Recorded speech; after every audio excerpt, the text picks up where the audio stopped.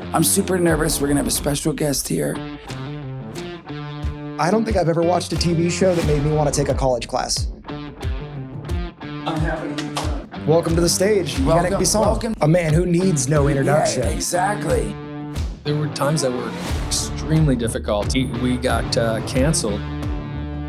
Well, I mean, look at him. Yannick is very easy to flirt with. Right.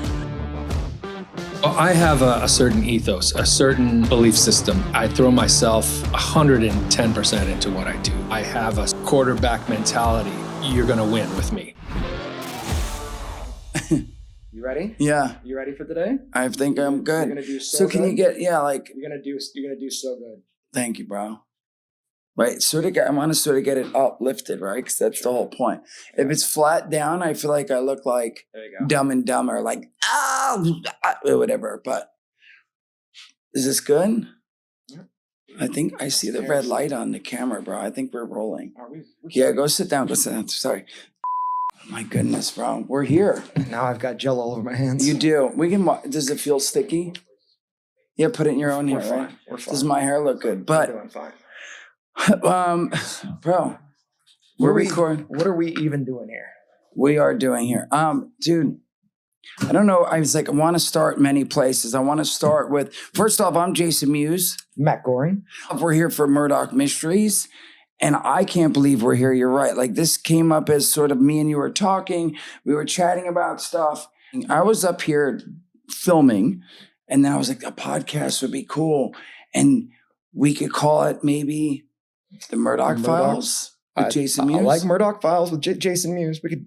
That's Works. good. That works. Or the Mewes'ing Murdoch could work. I think hopefully the plan here is to get people to watch, really love it, the fans, because we're fans. Okay. Bottom line is we're two fans who love the show. Straight up.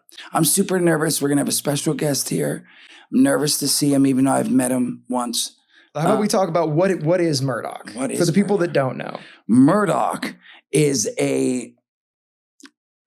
set in the 1890s, turns in 1900s. Murdoch solves crimes using inventions that are way ahead of his time. We have some here. I'm excited. This is one of my favorites. I want to pick it up. Weaponized capacitor. You know all the names. I and do. everything, I right? do. Did you know that goes to 11, which is a Spinal Tap reference? I didn't know that. You know, so The more you know. Matt knows more than me. Matt introduced this to me. Matt knows I'm a fan of Columbo, Murder, She Wrote, Matlock. And he's like, bro, there's a show I watch. I started watching it months ago called The Murdoch Mysteries. You have to watch it. It's amazing. And there's 18 seasons, which is amazing. Because again, it's a bummer when you find a show you like and you start watching it and then it's like 2 seasons and it ends. Or a cliffhanger. The cliffhanger. That's even the worst. Yeah. Cliffhanger. Two seasons in, and now we're You're on like, cliffhanger. what's going to happen? It happened with a show I filmed called Todd and the Book of Pure Evil. Ended on a cliffhanger right here in Canada, Winnipeg. Luckily they were able to finish the cliffhanger on an animated. But either way, we're not here to talk about that. But Matt and I were talking. He's like, you got to check this out. Murdoch is technically Sherlock Holmes meets Doc Brown. He's got that inventor side. He creates things that no detective has any business creating. Yeah. No, and he sees things that other detectives might not see. I love that. Or I would say instead, Sherlock Holmes meets Columbo. That's what I would say. But anyway, he's like, you got to check it out. So I check it out. I fall in love. Matt and I discuss it nonstop. Every time I see Matt, and we spend time together. I feel like at this point, that's basically all we talk about. Our friendship has been boiled down to Murdoch Mysteries. Yeah. I'm like, how's your wife? You're like, oh, she's good. She's great. Murdoch. Did you see the last episode? Amazing. How did you find the show? I had mold in my floors. I had to do a home renovation, and I was going to get in a hotel, and my stepmom was like, come stay with us. And as my stepmom does, she threw on TV in the evenings, and we started watching Murdoch. She introduced me. She said, you're going to love this. Because you and I have talked in the past about our love for Sherlock. Yes. The BBC Sherlock. And she was like, if you like Sherlock, you are going to love this. And I think together, her and I got to season 4. Nice. In the short period of time that I was there. And then all I could think, honestly, it took me to season 4. I was so enthralled with the show that there was something in my brain at season 4 that went, Jason would love this. Yeah. I think I called you immediately. Mom, I had the epiphany at that moment. I was like, Jason needs to see this. And that's how you and I connect a lot of times, is through our shared favorite programs. Games, and you were like, yeah, I'll check it out. And I feel like 2 weeks later, you called me back and you were like, I'm on season 6. Yeah. It's so good. Yeah. And you're like, you passed me already. You did. It's so funny. It is funny. Like it's funny when someone asks you to watch something and you always doubt the person, right? Yeah. Like you're always like, and I doubted. I'm like, I'm sure it's good, but like, you know what I mean? I'm like, I doubt it's as good as my Matlock show or my Murder, She Wrote. It's so amazing.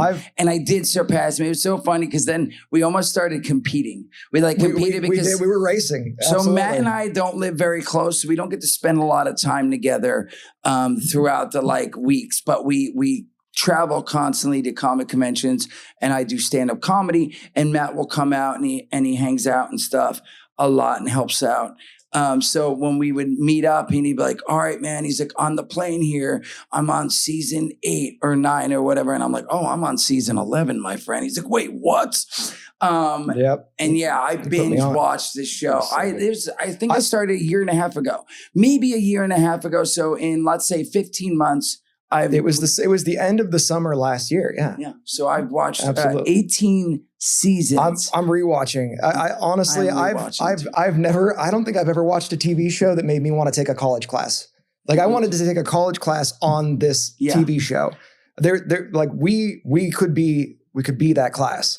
That's what I want. I want a deep dive. This is the class. This is the class for historical facts. Absolutely, historical facts. Googling that too, same, right? Yeah. Same. Like is that real? Is that true? Inspector Troy talks about Korea in season 18. He talks about Korea, and it's a different name. It's because it's in a time frame where Korea hasn't really fully been established yet. Yeah. So he calls it Joseon. Yes. And that sort of thing that I end up deep diving. Yeah. I'm learning about history because of Murdoch. Yeah, no, it's true. I constantly am looking up stuff. I'm like, did this really happen? Did what's his name? Oh my God, I'm blanking on his name. The comedian that they had him on.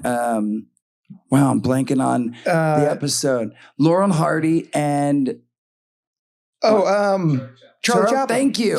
Charlie Chaplin. Yeah. Sorry, when Charlie Chaplin was in the episode, I'm like, oh my God, did Charlie Chaplin really visit Toronto? And was he really hanging out with Laurel? And these are things you find that they do take some liberties because I did the same thing. Yeah. It's so funny that you say that.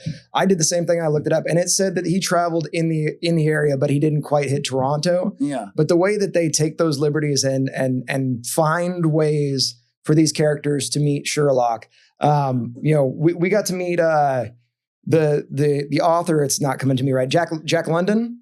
I believe Jack London was in an episode, and Murdoch had to go to the far west to meet him. Yeah, and he's the creator of Call of the Wild. Lots of information. This is why we want to do this podcast for people to learn. Again, like you said, this could be the class that we could teach for fans of Murdoch, from fans that are old, for new fans. Again, there are lots of episodes, lots of seasons.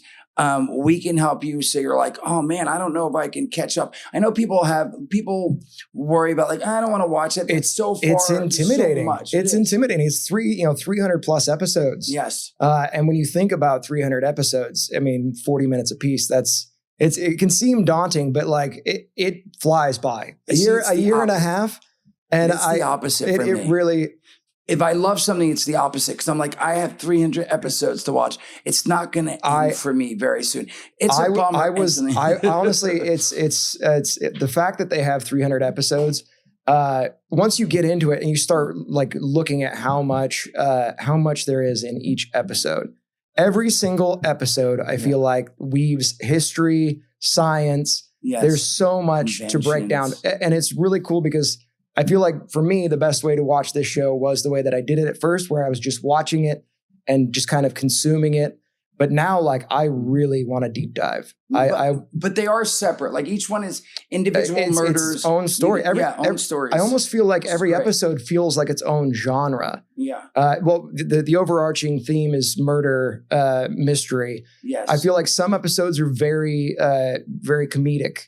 Mm-hmm. Some episodes there's a musical episode. Yes. And they do it in a way that it doesn't feel forced. No, they use science. It's so good. So we have a special guest that's special, and it makes me nervous but exciting. I think I'm gonna.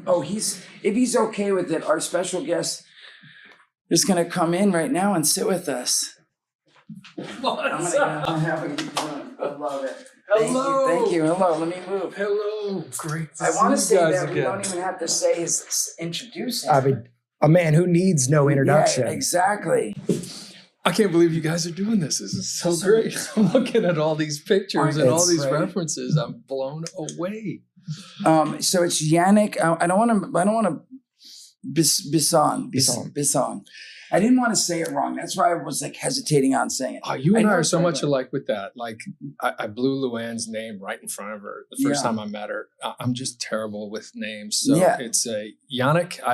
We anglicize it a little bit. It makes it easier. Bisson. All right, Bisson. See, there you have it. So I wanted to say, like, welcome to the state, but I didn't want to butcher the name. Okay. But now you can do it. Welcome to the stage, Yannick Bisson. Welcome to the table, the stage. I'm excited. I'm really nervous. I was telling our friends here, I'm so excited to be doing this. But I was like, I'm going to mess this up because I'm so nervous. When I got to, cutting ahead, I don't know, I'm all over the place now because he's here and I'm nervous. But I got to be on the show. I got to play a character, and I was so nervous when we were filming because, again, we are fans of the show. So Yannick, I have to say that I get to go to all the conventions with him, and I've not seen him so nervous to meet somebody since Vincent D'Onofrio. Oh, wow. So he's one of my favorites. Yeah. So Vincent D'Onofrio, for anyone knows, Law and Order Criminal Intent was one of my favorite shows. This is now my favorite show. And I ain't just saying that because we're here and all that. It was a groundbreaking performance. Yeah. And Daredevil, when he became Kingpin, was so great. So he's been at a few of the cons, and you get nervous. I do. You get nervous. He stopped me. So I have this little scooter. I have a luggage. My luggage. Right, it's like my luggage when I travel to the cons, and then when you turn it over, you can pull up this handle, press a button, an electric scooter. I just saw one of those for the first time this week. Yeah, on the street here. I couldn't believe it. Oh, I love it so much. It's really cool. And what's great is when I bring them to the cons, the conventions, people will stop me. William Shatner stopped me. He's like, "That looks heavy. Can I try to pick it up?" And I got off. He picked it up. He's like, "Yeah, it's pretty heavy, but not too heavy." And so it really and Vincent D'Onofrio, like after the third show I've seen him at, and I saw him, I'm like, "Hello," and like super nervous. The third time he goes, "Man," he's like, "Wait a sec. What is this thing?" And I told him, and he's like, "Man, I see you pass by me all the time." He's like, "And I've been curious." And I'm like, "Yeah, do you want to try it?" And he's like, "No, I'm okay, but good to meet you." So, so it sort of opens the doors for that. But yes, Matt's right. Besides him, I've been super nervous. Again, such a fan. We're fans of the show. You did a great job. You weren't. I didn't get the vibe that you were nervous when you were on set. You played. He'd walk around the corner and go, Yeah. We're okay. True professional career, calling on your career experience. Well, listen, the part that you played, I thought you did a fantastic job, by the way. I didn't know what to expect because I'm actually a fan too. Like I watched yours and Kevin's movies.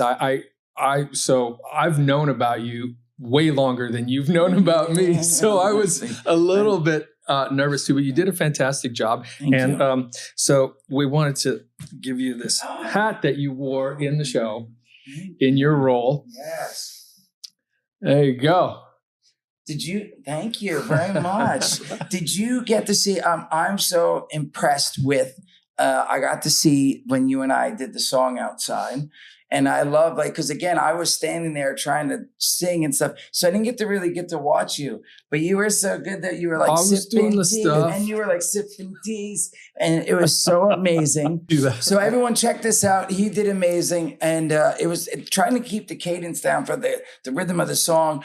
I think I did okay, but you did awesome. So very kind. I know you've done a ton of interviews. I saw recently you did was it only for season 15, the late night Murdoch Mysteries late night with Gillies? James Gillies' character. Yeah, so Michael kind of hosted a bit of a sit down with us. Yeah, Mike, he's a hugely talented guy. He has his fingers in all kinds of different things, and a lot of initiatives for people on the street here in Toronto and lots of different things.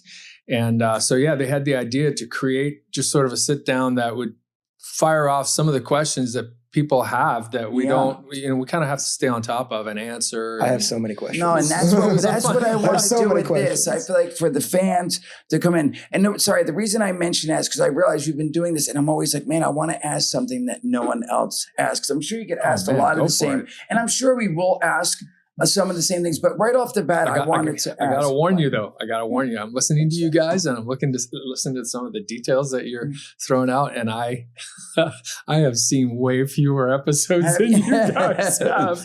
It's so good. I'll do my best. But right off the bat, I was wondering, so when you got cast in the role, did you audition? Did they offer you the role? And then if either one of those, had you seen the Murdoch Mysteries movies before you watched or started the show? Okay. I know those are like sort of two questions in one.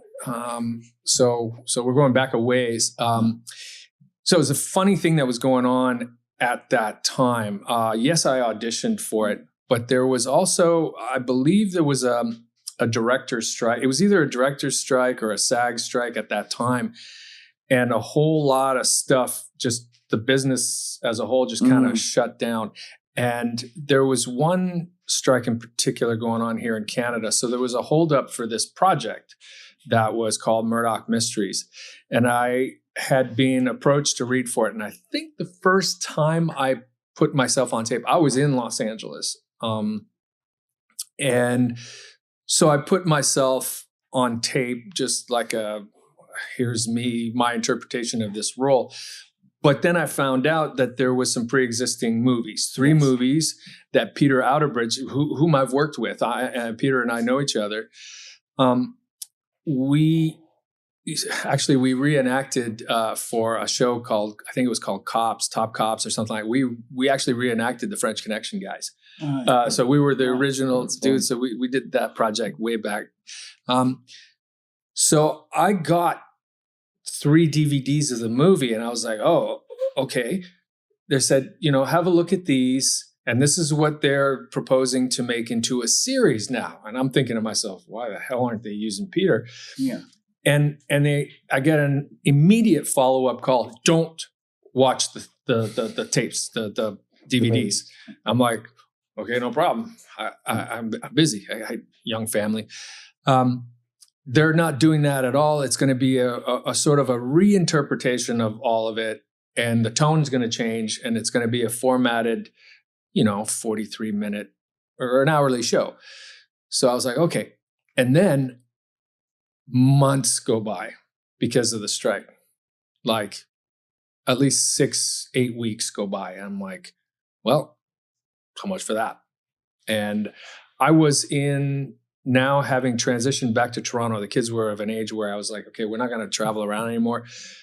We're going to put the kids in school and that's it. We're done moving. Only I travel now, et cetera. And again, another month goes by and I'm reading for the last few things. And I had come to a point in my career where I was sort of fed up with what was available to me, the type of shows that were available. I was already at that point. I'd been in showbiz since I was 13 years old. I kind of was a little over it in a lot of respects. And I sort of threw one of those up into the air type of things. Listen, if this is it, I'm fine. I have so many things that I want to do. I build houses. I could build an entire house ground up. I understand construction systems. That's something that's been part of my life since I was very little. My father does huge scale construction. So, this is the type of stuff I wanted to do. And I was already starting to transition because we were flipping houses, something I like doing. Yes. And then all of a sudden I got a call. Okay, they're doing this show and they want you to audition for it. I'm like, but okay, fine. So I go in and I read. A week goes by. And I'm like, what's going on? Yeah. Well, they now they would like you to read with a bunch of other people. Oh, okay. So I read with a bunch of people, people that ended up being potential Dr. Ogdens and potential, let's just say Johnny Harris. Yes. And so then all of a sudden, another silence for a long time. And I'm like, okay, this is a period show. It's on a fledgling sort of network at that time. It was 5 stations here in Canada. Nobody was doing period. I don't think Boardwalk Empire was even happening at that time. And it was Toronto-centric.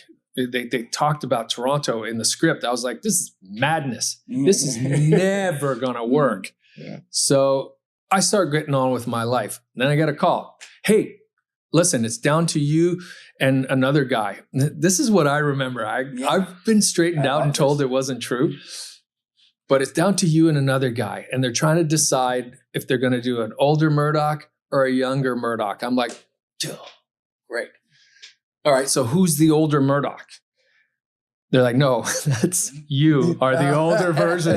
And for context, we talked about this trying to do math backwards. You were 38? I was in my 30s, yeah. When you started that. So the other guy was like what, in his 20s? So I had it all wrong. Christina Jennings, our illustrious producer, straightened me out there just recently, actually. Yeah. So I've been walking around with this in my head for a long time. And she said that no, that wasn't the case at all, and that I had it all wrong. So anyway, we go into production, and that's all she wrote. If you could go back knowing everything that you know now about the success of the show and talk to you at 38, do you think you would believe you? Absolutely not. Okay, so I have a certain ethos, a certain belief system. I throw myself 110% into what I do. I work very hard, and I have a sort of a quarterback mentality. You don't like it? Too fucking bad. You're going to win with me. And I came to understand later on in life, and I didn't know it when I was younger, but I came to understand that there are certain people who have had tremendous success that the people they had the success with, they didn't necessarily remain friends, but they're very grateful. So people like Michael Jordan, everybody hated his ass, but they liked winning. Yeah. So I'm a little bit driven, and I like to think that's helped the success of the show. But I know I get on some of my team's nerves sometimes. So I'm not sure if I would have believed it or not, or if I just ignored all that and just, this is what we're going to do, and we're going to put every cent of this on the screen. Nobody waste any time. Nobody jerk around, and we're going to do this. And so I just kind of plowed ahead, and maybe I should have, reflected a bit more along the way. But this is like, boom, here we are, 19 years, 19 seasons. And do you feel 19 seasons with this same group of people? Have you become?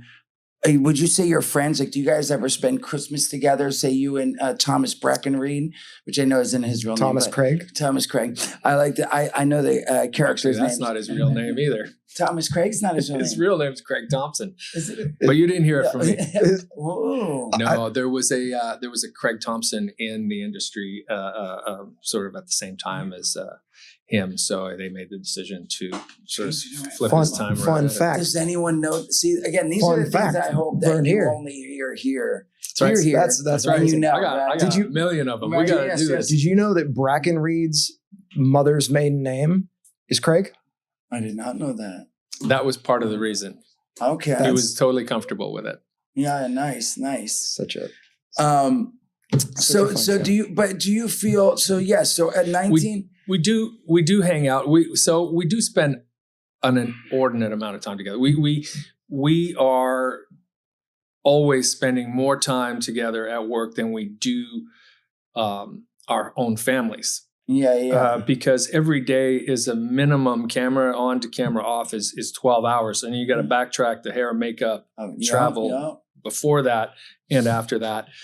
So we spend a lot of time together. And I think over the years, you can't kid yourself. There's been, some separation, and then you come back together, you mature, you go through peaks and valleys personally and together. Yeah. And, there were times that were extremely difficult when we got canceled. And I knew in the midst of shooting season 5 that we were not being renewed, that the parent company of the broadcaster at the time was not going to renew us. And that was tremendously, tremendously hard because I knew how hard we worked. And I also knew that our ratings were strong and it was just a business decision. And that killed me. And so, all the different things that you go through when you're working together. And so, Tom's across the pond. He wants to get the heck out of there and do his thing. But no, we do sometimes. And then we have the opportunity to travel to do this, that, and the other thing, some of it filming. And so we hang out. And, I consider us friends and we'll be friends forever. We have this thing, this bond that we share that, is very rare on this earth. Yeah. Has there been anyone that has come, whether it's a guest star, a cameo, whatever, that you're just like, I do not like that person, and that anyone you had to like share the stage? You with don't have to say their name. You don't have to say Jason Mewes, but for example, like when you just work that by halfway through the day, you're just like, man, this guy's attitude I just don't like. If I pull all the professional ability and personality out of it, and it just so I have to qualify this a little bit. There's only been one time where we had a performer on set that I really sort of felt like, you're not being a team player, and I don't know if it's why. Yeah. And just a sort of general vibe and attitude. And it was a gentleman that was in our Titanic episode. And I don't mind saying it was a long time ago, and who knows where he was at in his life at the time. But I remember thinking, the director's asking you to do this. Can you just put aside whatever and let's just move on? Mm-hmm. So that's one time that stands out for me. Which isn't bad for 19 seasons. Yeah. I mean, most of the time people are there to play. They want to have a great fun, time. yes. They're enthusiastic. So And 19 seasons. Is there an episode or a moment during the shooting of the show that you can think back on and be like, this was the maybe the best moment, the most fun day we've had on set? Is there one of those or many? Yeah. There are many. I do remember so I was directing the Glory Days episode, which had Bat Masterson and Butch and Sundance in it. And we were casting. And I had put an offer out to an actor that I believed could do the part, a celebrity here, certainly in Canada and abroad. And they kind of jerked us around a little bit and waiting to the last minute. And I was like, oh, wow, man. Because this is a guy who has had a lot of success and has run other shows, and I auditioned for him many times, never got working with him, which I don't get too worked up about, because it's all about fit. If it doesn't fit the script, actors, we make a meal out of some of this stuff, and we don't really need to. So I was happy to put all that aside, and I was like, you know what? I think he would do a great job in this role, and sort of left us hanging till the last minute. And then all of a sudden, we get this self-tape from New York from Stephen Ogg, who I don't know if you know Grand Theft Auto, Westworld. Stephen Ogg is this fabulously just despicable character, and he did an incredible job on his laptop, and he's like, send. And we get this audition for him to do Bat Masterson. And I just remember that moment because I was directing. I was like, oh, thank you, God. Oh, thank you, God.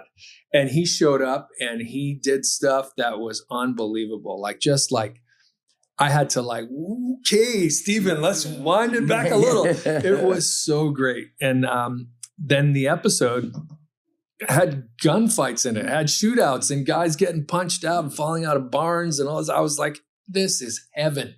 I am in heaven right now. It was just fantastic. Is that something, right? Do you feel like, is that something you wanted to do, is direct right from the beginning? Or was it like you were playing 5 seasons, 6 seasons in, and then you're like, I want to start directing some of these episodes?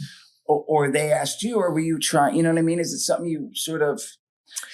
Well, it's something I always wanted to do. I just felt a kind of a calling, and I didn't really realize it, but at some point, I don't remember, we had a young producer who was working on our show, Laura Harbin, and she said, so are you going to be comfortable directing one of these episodes? I said, me. Yeah. And she said, yeah, if you would like to, I think it would be wise for you to maybe, take a step in that direction, and we could make it happen. She literally pushed me.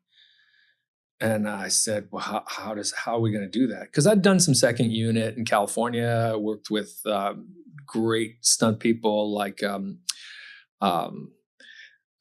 Stein family, like people that just and Corey Eubanks, who's the car flipper guy, General Lee jumping over everything. Yeah. That was all Corey Eubanks. So I'd done a bunch of that stuff for another show that I worked on. And I loved it. But here we were talking about drama, actors, prepping, storyboarding, making sure you don't mess up. You just cannot. This is the people's money. Yeah. And you're on camera too, right? So you're directing and you're on camera, right? Yeah. So she assured me that I would have support. And so season 4, we went into it. I did, I believe Buffalo Shuffle was the first one. That's awesome. And I sort of decided on some visual themes and said, all right, let's do it. I love the visuals of the show. I mean, it's the cinematography, the way I was telling Jason, one of the things that I love about the show is how every episode feels like its own movie with its own genre almost. That's tough to do. And I'm glad you picked up on that. Yeah. It's phenomenal. We did one, it was recently, it was a Halloween episode, but it was, Murdoch's House of Horrors, I think it was called, where they go to the fun fair and they talk to the Zoltan character. And then we season 18? Yeah. And we did 4 vignettes, 4 separate stories visually and thematically. And that was one I was tasked with directing as well. And I was like, the doll was creepy. Yeah, the doll was really creepy, right? You have a doll and you have a baby and you have a little person. All of it to make it work was insane. And I had to puzzle it all backwards and storyboard a lot of it too. Yeah. That's fun. Can I segue from the Halloween episodes? I believe it was the year before you guys had Chris Hadfield on. Right. What was that like? Was it? I wasn't involved in that. It was a story for Crabtree and his love of, outer space and aliens, Martians and Venusians and all of that. So I didn't get to be part of that, which was a bit of a bummer. What is your, so I have one, has there been anything that you like got the script you read and either whether it was a costume, like I'll be honest, I'm claustrophobic. So like Kevin wanted me to be the Bratzi in his movie Yoga Hosers. And I remember they put this big rubber like mask on and they started to seal my face in it. And I was like, get it off, get it. Like I couldn't handle it. And Kevin winded up doing it. But is there anything that you remember reading, like whether it was an outfit or something they wanted you to do or say that you're like, I'm not doing this. Like there's no way I'm going to come out in a Speedo, whatever, you know? I did have to do that and I was not comfortable. It was like an old timey bathing suit. So it was like, really shy. Kind of like this, like a t-shirt on the front, but then shorts on the bottom and you know, doesn't leave much to the imagination. And I was like, wow, in front of God and everybody, I've never done that. So that was a little weird. But there was one strange moment that came up that was totally unexpected, and I didn't realize it in the script or anything. But the day we showed up, it was the Jack the Ripper episode. And it was all about the Whitechapel murders and then the parallel story that was happening in Toronto. And my daughter, Dominique, agreed to play a very small role in the opening where she, you know, gets followed and then the carriage. And then next thing you know is a dead body. And she's a teenager. And then we end up at the scene where we find her. And it all of a sudden dawns on me that she's laid out before me very much acting dead. And I don't care who you are. That hits you like a Louisville Slugger. You're like, yeah, wow. So that was a moment that I wanted to get done and over with really quickly. I was not cool with that. Another moment similar where Michael Cedar's character, Gillies I think he's buried Dr. Ogden in a casket somewhere. And Murdoch's got to get there on time. She's got enough oxygen to last for. Yeah, you got to choose. You know, is it going to be her? Or is it going to be the victim? And I'm digging for my life in a situation that was like, this could be really horrible if it were real. Yeah. So, you know, it's not hard to call on some of those emotions, but that was a clip that ended up in a reel. The guys were behind me. Tom and Johnny were behind me up out of the grave. They totally spoofed me, and they were playing guitar with their shovels and stuff. You're having this macabre moment where you're... Yeah, and I'm like acting, no, good. I think I'm crying even and sweating, and they're like... That feels so appropriate too for just the dynamic that you guys have. I love that. You play drums? Yeah, not anymore. Okay. That's been a while. But you can, but you're good. You're probably good. He plays the instruments too. I played saxophone and I tried when I was in elementary school. And then I tried to transition to high school and it just got harder and harder. And then I stopped doing it because I couldn't get better. I realized then I bought a bass because I'm like, I'm going to buy a bass. I'm going to be a bassist. I feel like that's kind of what I did though, is that I would play enough of one instrument to get decent enough to where it started to become really difficult to get better. And then I would switch instruments and go to something else. Yeah, that's kind of what happened to me. I was taking lessons and, hitting the wall. And it's like, you got to do this much practicing and you got to do that. And then I'd have to leave and go do a project or something in BC. And I'd be gone for a month. And then I'd come back and pick my stuff up and head back to the lessons. And then you're not going to take a drum set with you on the road. No, right? Well, you're supposed to take your pad. No, yeah. And then I'd come back and it's like, all right, the lessons are $479. I'm like, bro, I can't even pay for food. Yep. Yeah. Do you feel like if you had a drum set though, right here, we put one in, you still feel like you could play a song or something? Like, sure, yeah. As a drummer, I asked for one Easter egg to be thrown into this mural. And right there next to the coroner's office. Oh, there he is. It's Neil Peart. Yeah. Arguably the greatest drummer that ever lived. Well, there's something interesting is if you strip down a lot of the lyrics, and music and all of that. It was all him. It was, I mean, and it was mathematical for him. It was incredible. I feel like it was not even music; it was a mathematic equation. And almost. he put Shakespeare in chart rock, like Canadian chart rock. Canadian. Yeah. Nice. And like nobody's ever done that, you know. I mean, the idea of YYZ. I flew into YYZ here in Toronto, and I was talking to somebody on the set of Murdoch.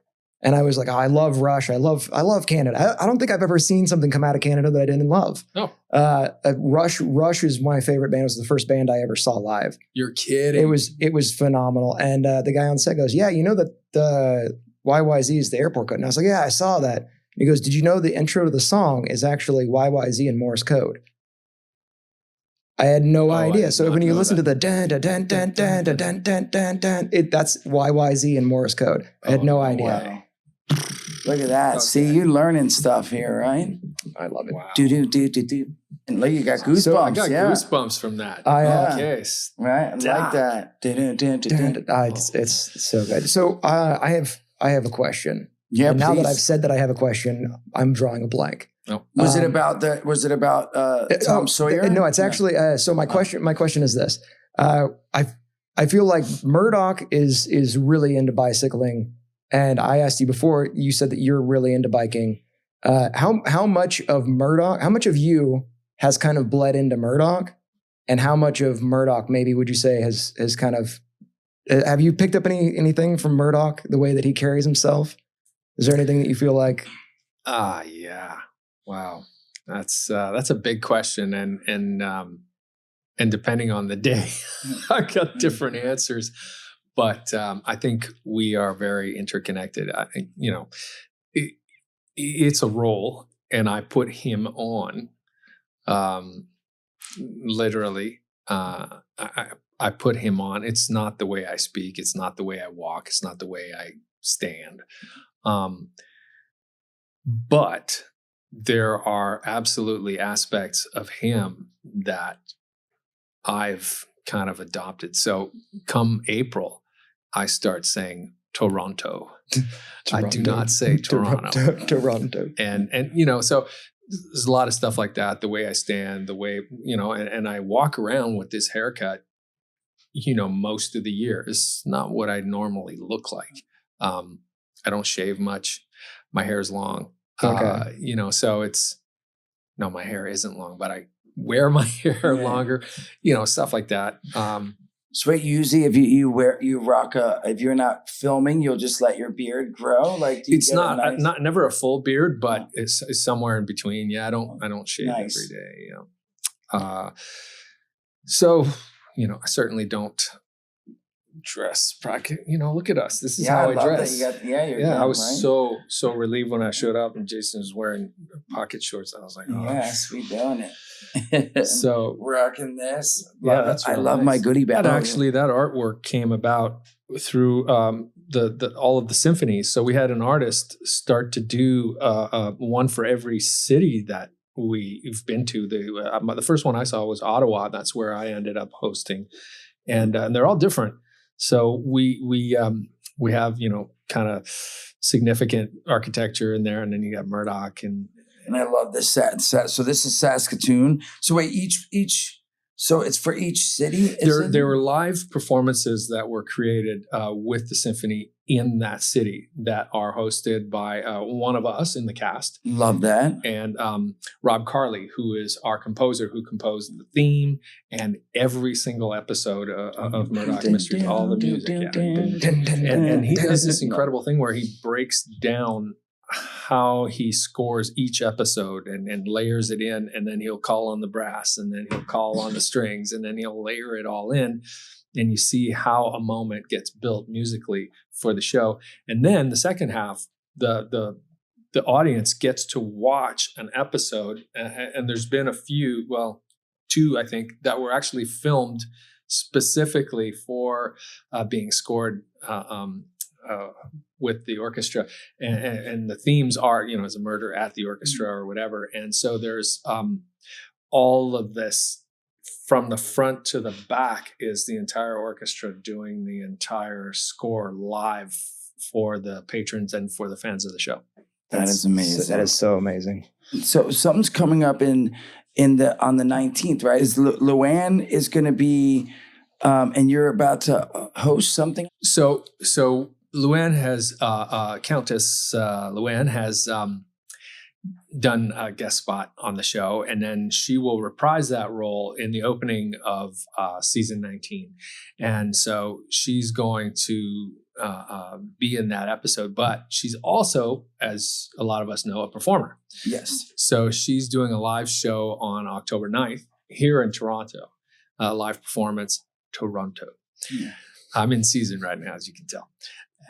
And so she's going to be doing her live show that she does here. And I actually have the privilege of introducing her to our Toronto audience.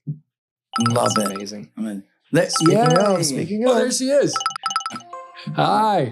I was just watching you last night on Love Island. Love Hotel, excuse me.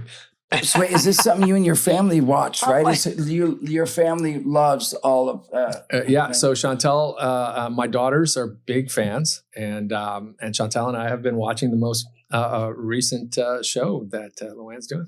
Yeah, I love that. Yeah, it was a lot of fun. I said to Bravo, look, a lot of your housewives are single, right? So I said, it's time to hook us up. So, and then the Love Hotel came along, which is, perfect. And, I had so much fun playing with all the boys. I It's a love great the premise. boys. I love it. Which in the season premiere, right, you got to like flirt a little bit with Murdoch, right, on the show. And how was that? Well, I mean, look at him. Yannick is very easy to flirt with. Right. Yes. Right. It's quite an honor. Thank you. So much fun. I mean, sorry, I love that. I love my character because it's really so true to myself. I'm an entertainer. And so, I'm on the road and, my mayor husband, who's a scoundrel, um, doesn't deserve, Victoria Noel, who, the character's name is my children's name. So that was super fun. Love that. Yeah, we. I guess it was a cool idea that you suddenly come to terms with the fact that he's a bad guy and you help us out. Exactly. With the naughty papers. Naughty The naughty papers. The right? naughty That's right. papers. So I have a question. So have you? And well, I know you're busy. It sounds like too, doing another show. Have you been able to sit and watch all 18 seasons of Murdoch? Well, I have to catch up. Let's put it that way. I have a lot of catching up to do. No, I get it. I binged it, but I still, it's tough. I mean, it's tough, not tough to watch and binge through, but with getting time. I also have two kids. I have a 2-year-old and a 10-year-old. So it's like, I'll be middle of an episode and then I'm like, oh no, I have to drive my daughter to ballet. And then but then I'll want to watch it in the car and I'm like, I can't do that. I got to drive. Right. So, I know. But there is a lot of episodes, And but a lot of it's such a fun Housewives. show. I know. I loved it. I had such a great time. Everyone was so supportive and so nice. And it was really, I had a great time. I had a great time doing it. So it's a little different than what you do day in, day out. Obviously, you have your shows that you do. You have to prepare for that. You perform at night, and touring's tough, and you have to do all that. Then you have the reality lifestyle type shows where you go away somewhere, and I imagine that's intensive. It's like every day for X amount of weeks. How does working on a formatted show like Murdoch Mysteries, how different was that for you? Well, in reality, it's I'm thrown into a scene. For example, we're going to take you to Cabo for 3 weeks, and we're going to find you guys and pay you, of course. And I was like, I'm ready. And what happens, right? You don't know with these guys what they're going to say or who they are. So, I just keep an open mind and I don't try to predict what's going to happen. Now, in Murdoch, I mean, I, had to go over lines and I wanted to get those lines right. And so, of course, scripted is more challenging for me because, I've done scripted, I've done Law and Order, I've done Royal Pains. I've done, a couple of shows. So, but it's been a while since I've done a scripted show. So I find it, more challenging, let's put it that way, than it would be for reality for me. You did absolutely Oh, phenomenal. thank The you. season premiere, you Great job. absolutely so much fun. Thank you. I wouldn't have guessed that you found it challenging. But that's sort of what I Well- said though too. I agree with the stress of like everyone here has been here doing these characters, and now I'm stepping on set, and now if I keep messing up my dialogue and they have to cut and start again and cut again, all the pressure's on me, and it's sort of how I felt. Right. So I get it, but like you said, I've been on a bunch of sets before, and I feel like the Murdoch, everyone from the ADs to the DP, everyone was so welcoming and so nice. Yes. I felt Yeah. like I really felt like everyone made it feel feeling very welcomed, even though everyone has been around each other. Like it wasn't like, oh, well, we're all doing our thing and this person's stepping on set for a Right. day. Are you kidding? They were like, it was really nice. And you were saying you felt the same Yeah. sort no, of everybody welcoming, right? Yeah, everybody was great. The cast has been there for a long time. They know the drill. I don't want to mess up my lines because then I keep people more time. So, that was a little pressure for me, which was to, know the lines well so that I would not, mess up. Let's call it No, mess I up the get- whole shoot, So that was so Do important you- to me. And so that was really the challenge was to get my lines and to not hold everybody up. Do you Yeah. feel like you had maybe like a favorite experience in your time on Murdoch? Mm. Well, Maybe a favorite meeting scene? Yannick's wife, who is a character. I love her. I she's fabulous. And I met his daughters as well. So that was really fun that we got to hang out for a while. And let's see, anything that really sticks out. I just like the time period, and I love the lingo, scoundrel and I got to use darling as well, which is nice. And and even when I did the first appearance on the last season, there was a line there, where I come in, it's like, push aside, I've arrived. Where's the stage? So I felt the character was really true to, myself and what I do in real life. No, it was Yeah. great. It was a whole lot of fun to watch. And then, to your point about being nervous, you guys holding us up and we're kind of doing our thing. It's a treat to have people like yourselves come. It's like pajama day. Right? It's like, all right, it's different. It's great. It's fun, a new energy and a new sort of spin on things and personalities. And it's a treat to, like we're hosts. Right. We really are. We're hosts in a big Yeah, way. and you I were love that. And you were a very gracious host too, because like I said, you made me feel Yes. very comfortable. So that's important to me. Oh, good. that is true. And you got you got your family, you got to meet them, which again, I think that's great that you're like, oh my gosh, come to set today. You're going to get to Absolutely. so that's really cool. I think it's awesome. And then we were just talking about your live show, right? We want to mention Yes. definitely that which is performing on the 9th, October the 9th, 9th. the Luniverse show. So, I do cabaret obviously also, but this show I kind of put together for stages that can't support like a grand piano and a major drum set, and a huge team of musicians. So. This is really a clip show where I go behind the scenes like the most iconic moments in the Housewives. And I talk about, I spilled the tea on what, really went down. And so I get to really connect with the audience, then I open it up to Q&A.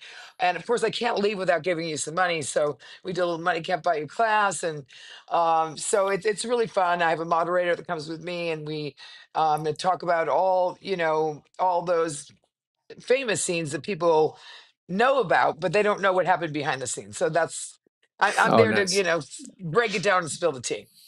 I love Yeah. it. And that's a Danforth Music Hall? Danforth Music Hall, Danforth here in Music Toronto. Hall, yeah. October 9th. Famous spot, and it's been completely revamped. It's quite a cool Oh, I venue. can't wait. I'm really looking forward to it. I'm going to be there, soon? October 9th. Yeah, I'll be there soon. Yep. Yes. And have a great show. And thank you for coming on. Thank you. And I can't wait to meet you in person. Yeah, I keep forgetting. Yes, why? Thanks. Thank you.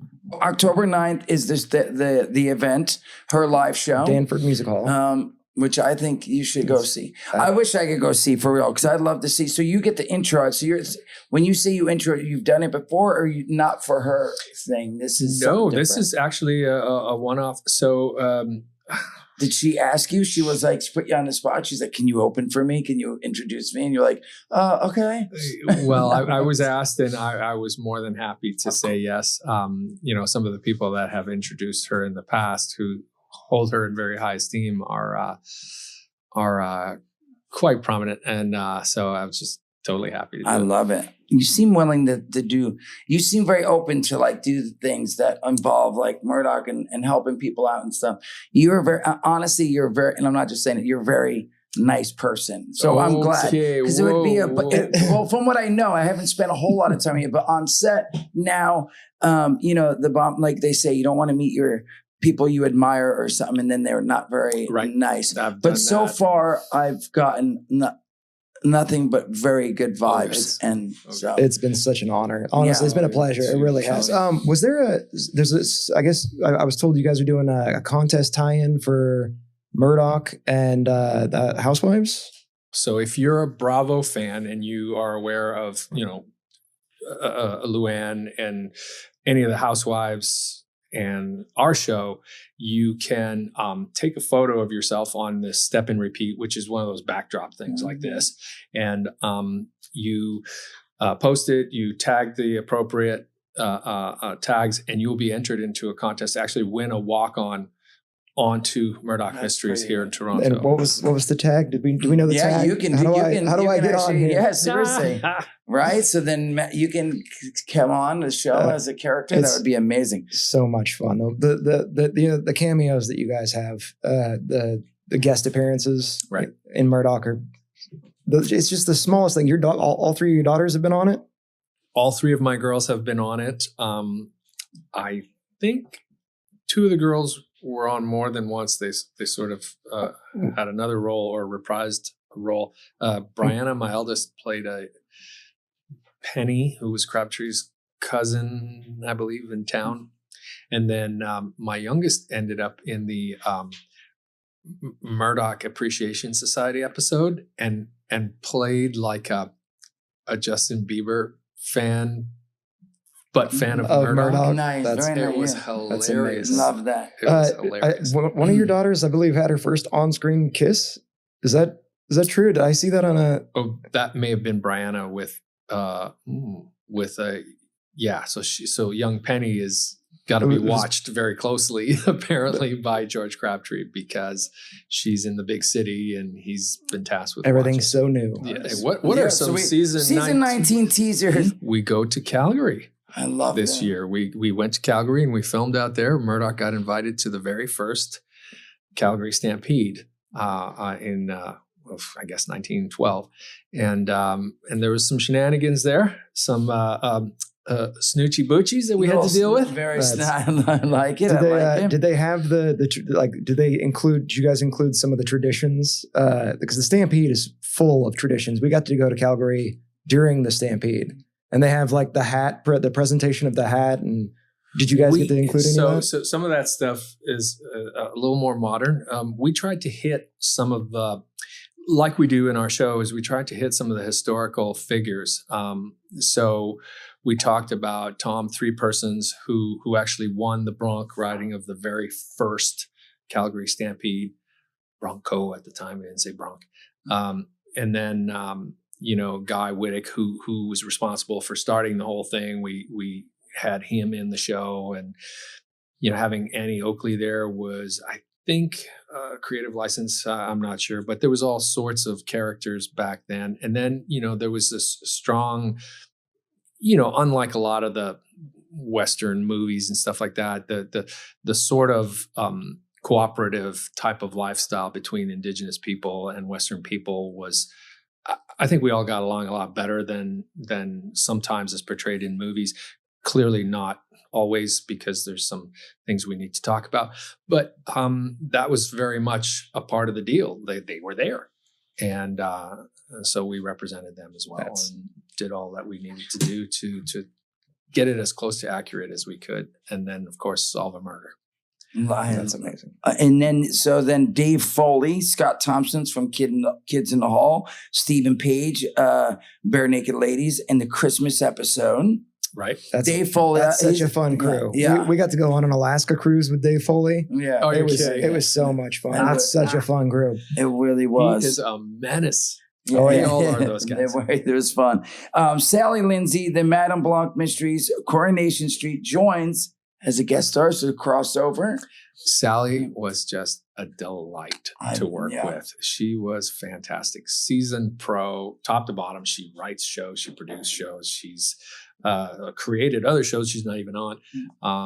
And just a delight. And I think she had a great time. I mean, she really put herself into her role and was enthusiastic and just sweet as. And we just absolutely loved having her. I like it. Seems that most people that come on, you have a good time with. So, absolutely, that's great. Luann again from Housewives of New York.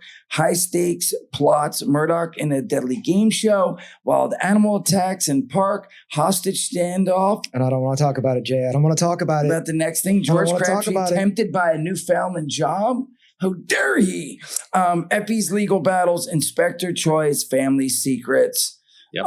Lots of good stuff. In 19, man. You know, it's funny. People ask, how does it keep going?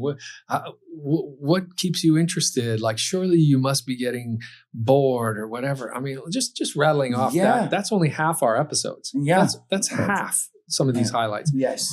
Every year, these guys, our writers, come up with.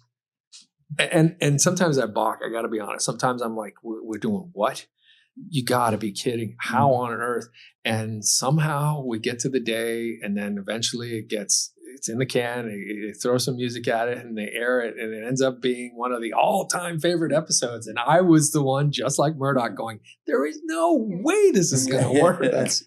I'm a huge fan of Paul Seung-Hyun Lee. He is so phenomenal as Inspector Choi. What is it like to have him join the cast? What a treat. Okay, so he is an admittedly nerdy.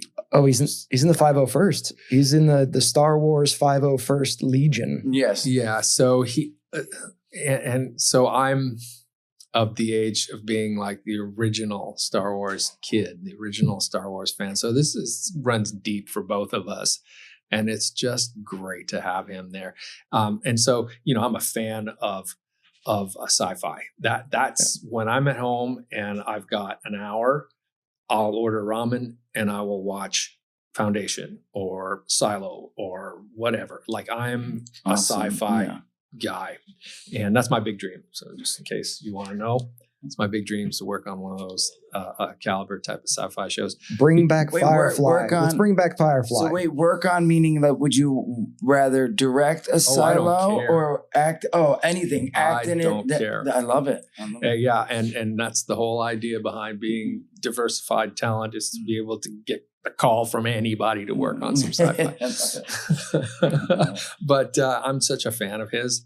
And if I could sort of convey one thing, here's a guy I watched him on Mandalorian. He's a guy who has all of these different shows that want him on, and he wants to be on Murdoch Mysteries. He wants to hang out with us. He's like, God, I gotta go and do Avatar for a couple of months, but I'll be back. Yeah. Nice. Very nice. He plays Uncle Iroh on Avatar. Yeah, it's such a fun role. That's actually how my kid knows him. He goes, Dad, you know that show you like? Uncle Iroh's on that show. But again, I love he's saying like he's like, all right, hurry up. I'm going to do that quick, but I'll be back because I'm going to have some fun. That's amazing. I mean, what more can you ask for in a new cast member, somebody you're going to, share a large part of your life with? Yes. But, there's sorry, because I don't want to forget, I wanted to ask you is when I watched one of the movies with I keep forgetting Peter, and he does this on the first body he sees that's dead. So was that in the script and in like the books and the stories, the whole when you see a dead body, or is that something that both like you saw he did like the whole when you see the dead body? That was scripted. It was in the script. It's part of the books. It's part of the lore, and it also signifies. So Murdoch is a Catholic in a very non-Catholic world, and he's also one of the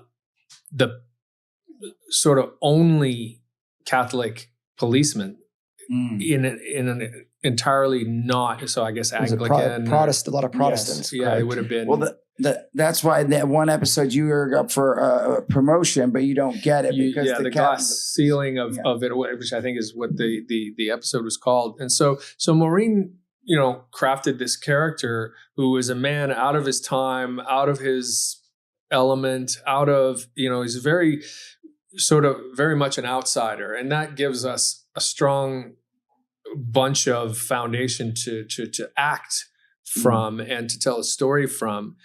And then, there's this sort of piety, there's this sort of properness to him. And we're able to then create this character who is, I've said it a million times, and forgive me if you've heard this, but he is sort of our best self on our best day, our smartest self on our smartest day.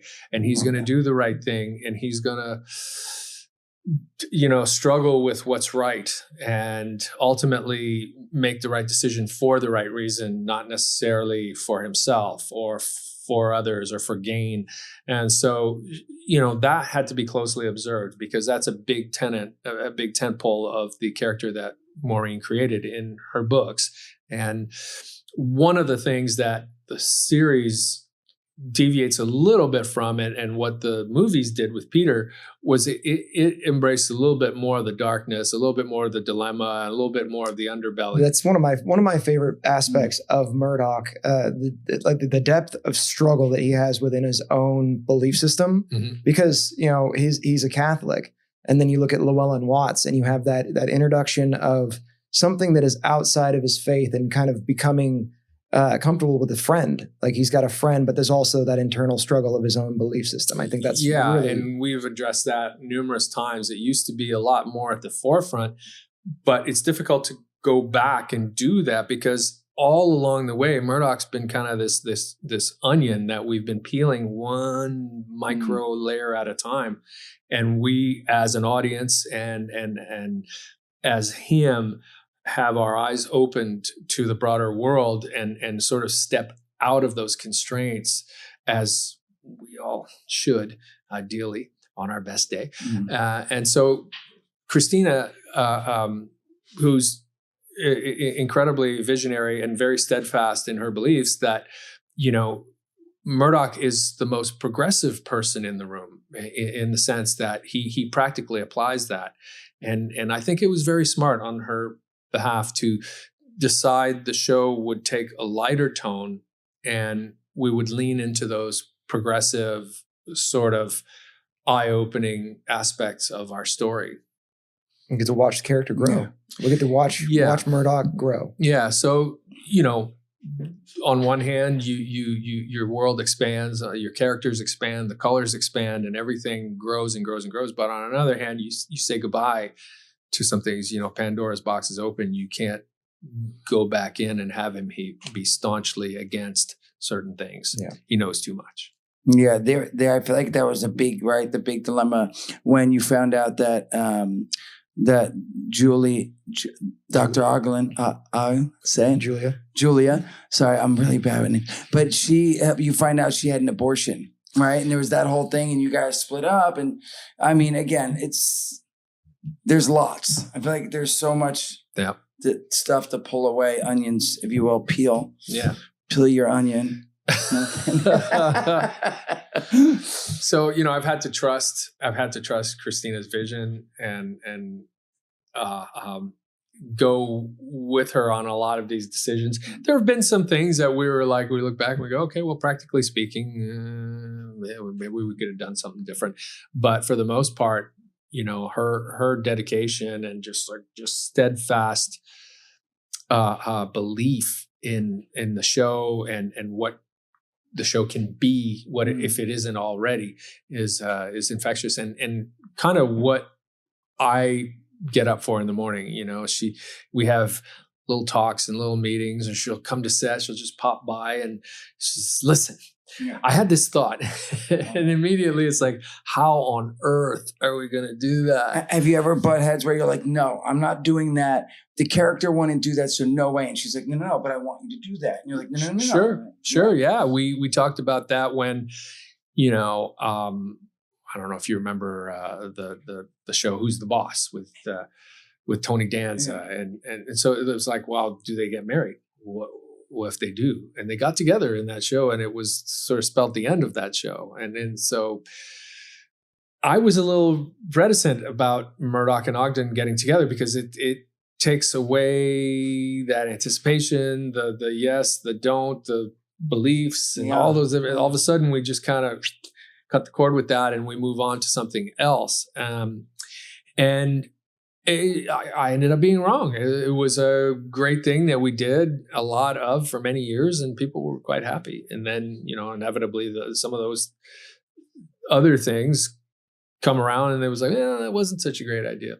Yeah. The practicality of having a baby in the show, really difficult. We had to move through that fairly quickly because they change on a dime. We got to use different babies. Yeah. But also filming, practically speaking, trying to do that is extremely difficult. And there are times where you're like, I don't really feel comfortable putting this little baby through this for another minute. Yeah. Wow. So we had to move through that. With the doll, for example, the baby was sitting in your episode with the doll and picks up the knife and you're like, don't, no. And it's just like, oh no. And the doll was so creepy. And I was like, but the baby's just like, I don't care. I'm cool. But the baby seemed cool with it, right? The baby didn't seem. That was the thing. It was like quick. It was like a weird, the baby crosses teams and then that's it. End of episode. And it was like, All right. So, I seriously, this has been so awesome for me. It's so surreal. It really is surreal. Oh, you guys are too much. And I know you have things to do, so we're going to say goodbye. Oh, it's great. I have a good time. I love talking about the show, decompressing and talking about the show from outside the show. It's a lot of fun. And, I'm not in the suit. It's me. And I love it. I honestly really, this has been so awesome, so surreal. I've been so nervous about it, like I said, but it went so smoothly, I feel. But I'm going to go on that note. I'm going to let you go before you're like, I'm so tired of this. But thank you so much. I'm going to get up and give you a hug if that's okay. Oh my God, I love it. It's so great to talk with people who actually appreciate and watch the show. Thank you guys so very much. How amazing was that? Amazing, but more than I even expected. I mean, he stuck around longer than I expect. It was just amazing. I don't even know what to say because I'm going to gush, and we don't want to just sit here and gush. We've got about other things to talk about. Which I could for a very long time. Absolutely. But I love how much he seemed into it and how much feedback he gave us, how much information he gave us. And he said he wanted to come back. I love that. Yes, we definitely want him back. Right off the bat, I do want to mention, he had mentioned, did you know, and I didn't know this, I remember this is another thing I Googled at first, that Christina Jennings, that he spoke about, the producer of the show, is not, I thought was oh my God, the not long lost, but the niece of the woman who created the books, Maureen Jennings. I thought there was a familial tie as well. It was hey, I love your books. Just Auntie, absolute happenstance. They just happen to have the same. They're not related. How crazy. But how wonderful has Christina been in Shaftesbury and inviting us to do this? Yes. And having you on the show. and invited us to go say hi at the office, which we're going to go to soon. Very excited. We do have a few things to discuss, which is, the cool thing is not only did I get to be on the show, which again was like a dream. I got to work with Yannick, but I also got directed by Giacomo Giannotti. Yes, Giacomo Giannotti, who played Leslie Garland, one of our big bads in I believe it was season 5. I might be wrong. It was earlier on in the show. But yes, he was in the show. He directed the episode I was in, which is awesome. And we have the clip. So you didn't get to see the master at work. I want to say the master, but I'll be honest. I felt nervous. Yannick said I didn't seem nervous, but we're going to find out right now. Let's see. Very excited.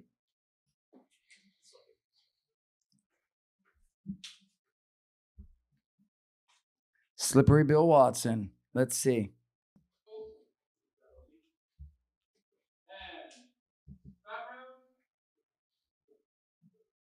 And action.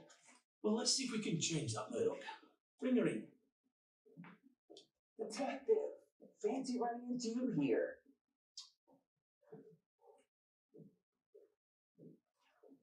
Bill Watson, you arrested me some years back? Once. Armed robbery? Among other things.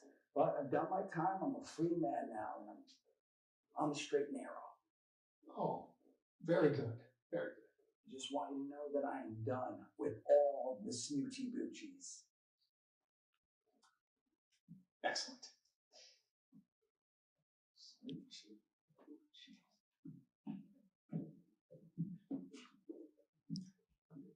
How phenomenal. Of course, it's edited, thankfully, because, but I like, you see, for anyone that doesn't know, well, you can't see from this clip, but we look up and we see Station House 4 is right there. And he's like, I'm like, fancy. What a silly thing to say. Fancy running into you, and you're standing in front of Station House 4. Giacomo's like, maybe you look at the sign. And you can see there's that moment where I'm like, do you remember me? And again, so awesome. But I could tell I'm nervous. But again, I can and I can't. I mean, edited together, it seems better than I expected. Hopefully, everyone enjoys Slippery Bill Watson on the screen. Season 19. Season 19. It's gonna be big. Yes. Very exciting. That being said, remember, season 19 premiere there's an explosion. There is the regrouping of the team, which I told you about, which is, again, what a great scene. Murdoch goes around and Brackenreed, and it's like I picture theme music. It's basically Iron Man or Captain America collecting all of the Avengers. Yes, going to take down the bad guy. It's so much fun. Very cool. Of course, Murdoch's inventions, and Noelle helps save the station house. Noelle is Luann, who we got to speak with also earlier on Zoom. So amazing. Season 19 premiere with Jason Mewes in an episode. Very exciting. Now, I'm going to give everybody my top 10 reasons for wanting to watch or should watch the Murdoch Mysteries. Now, William Murdoch is Sherlock Holmes meets, to me, Columbo / Doc Brown, right? We have the 1900s with 2020s energy, themes that still resonate. It's like 2020s, again, I feel like this is like the Teslas are around or the Rivian, the electric car, but set in 1900s. All these great things. The ensemble: Crabtree, Brackenreed, Higgins, Roberts. Such a wonderful cast. The cast is phenomenal. And bringing in the two new, again, Roberts is a great Teddy Roberts is phenomenal. Choi. Inspector Choi, that's my boy. That's your boy. Very excited. Famous figures and cameos: Tesla, Houdini, Churchill, Shatner, Hatfield, Macri, Prime Minister of Canada. A bunch more too. Just amazing cameos and famous figures constantly in the show. In episode after episode. Pendrick equals Elon Musk. 1900s edition. Pendrick. The best way I can describe Pendrick is he's a Victorian Tony Stark. 100%. That to me is It really one is. of my favorite characters. Yeah, him with this. Every time he pops in, he's got something new. And it's usually on such a grand scale. They bring in Terrence Myers a lot of the times, and it goes from a detective locally to an international 007 scale save the world. Yeah. Like I love the flying machines to the electric cars, all that stuff. One of the other things that I love an episode, it's not mentioned way back, and again, this is something we could talk about, but the Harley Davidson. The Harley brothers, or the Harley and Davidson are there, and Murdoch inspires the loud hog. Yeah, I love that. Love that so much. It made me smile on the outside and the inside. Easy entry. Each case stands alone and is solvable. Steampunk style, the sets, the costumes, the flair. And then learn while you watch. Real history and science. I have learned so much from this show. We talked about, we've mentioned history, science, everything. Everything. And then again, most of it, a bunch of it's real facts, and if not close to it. When Charlie Chaplin goes to Toronto and he actually knew Laurel, and then I'm like, well, where's Hardy? Laurel and Hardy become the big and that team was before Laurel and Hardy before Jay and Silent Bob. If anyone knows who Jay and Silent Bob is. And then we got learn while you watch. Real, like I already mentioned, that's all right. The long game, rewarding arcs and cliffhangers. You have 19 seasons of rewarding arcs and cliffhangers. I don't think I've ever had a question. I don't think we've ever had a storyline not pay off. I feel like every single story arc that we've watched in Murdoch has been fulfilled, and Murdoch has caught his guy. Like we said, we are fans of the show more than anything else. So to get to sit here and do this and be not like we're not doing it in our basement by ourselves, like with people like Yannick to come and partake and get to talk about this is a dream, honestly, a dream come true. Again, a very huge thank you to Christina Jennings. Yes. And Shaftesbury for having us. It's for this silly idea that Matt and I cooped up. We on a whim, we were like, hey, we should do a podcast about this show. It would be amazing. The fans could love it. We could love it. And here we are. Guys. So thank you. I hope you guys enjoyed this season 19 recap / chat. Have a great night, great day. And that's it from Toronto. For Jason Mewes, Matt Goehring. Come and knock on my door. Pucker News again. Yay!